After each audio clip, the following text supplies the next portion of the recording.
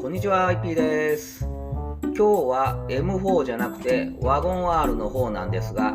ちょっと事件というか、今回エアコンが壊れてしまいました。どう壊れたかというと、急に送風口から風が全く出なくなっちゃって、何を触っても全く反応しないというような感じです。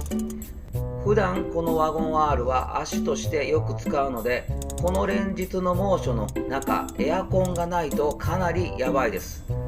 と思っていたら、翌日普通にエンジン始動時に何事もなかったかのようにつきまして、安心した矢先1分後ぐらいに急にまた止まってしまいました。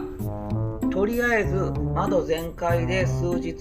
やり過ごしているのですが、翌日以降もエンジン始動後に1分ほどついては消えるという症状が数日間続いています。そして先日ついにうんともすんとも言わなくなってしまいました。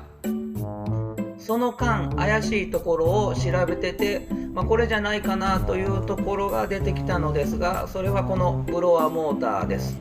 一緒に調べてくれた友達が1回どついてみてと言っていたので、少し叩いてみたところ、ただ単に手を痛めてしまっただけでしたが、ここから出ている配線をいじっていたら風が出たり出なかったりしました。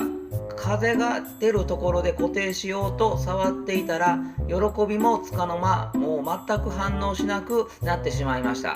とりあえずこのブロアモーターが原因だと思うので交換しようと思っています。他にも怪しいところがあればぜひコメントで教えてください。車の状態は13年落ちのもうすぐ10万キロです。